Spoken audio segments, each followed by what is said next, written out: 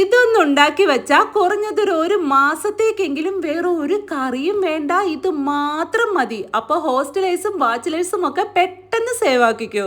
നല്ലെണ്ണ ഒഴിച്ച് ചൂടായ പാനിലേക്ക് ക്യൂബ്സ് ആയിട്ട് അരിഞ്ഞെടുത്ത വഴുതനങ്ങ ഇട്ട് കൊടുത്ത് മീഡിയം ഫ്ലെയിമിലിട്ട് ഇളക്കി ഇതുപോലൊരു ലൈറ്റ് ഗോൾഡൻ കളർ ആവുമ്പോൾ അതൊന്ന് കോരി മാറ്റാം.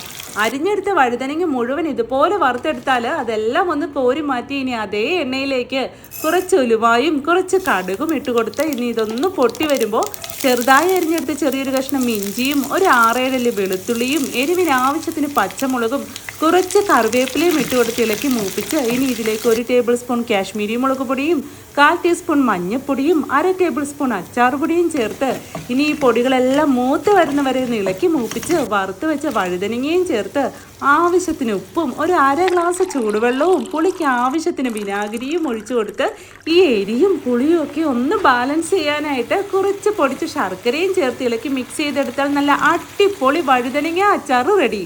ചോറ്, ചപ്പാത്തി, അപ്പം, ദോശ, ഇഡ്ഡലി ഇതിനെല്ലാം അപ്പം സൂപ്പർ ടേസ്റ്റി സൈഡാണ്. അപ്പോൾ ചൂടാറിയ ശേഷം ഇതൊരു ടിന്നിലിട്ട് അടച്ച് സൂക്ഷിക്കുകയാണെങ്കിൽ കേടാവും എന്നുള്ള പേടിയും വേണ്ട. അപ്പോൾ എങ്ങനെയാ, ഒന്ന് ട്രൈ ചെയ്ത് നോക്കുമല്ലേ. അപ്പോൾ ഇതുപോലുള്ള വീഡിയോസിന് എസ് എന്ന് കമൻറ്റ് ഇടുക. കൂടാതെ ഈ പേജ് ഒന്ന് ഫോളോ ചെയ്യാനും ലൈക്ക് ചെയ്യാനും മറക്കല്ലേ. അപ്പോൾ ഓക്കെ, ബൈ.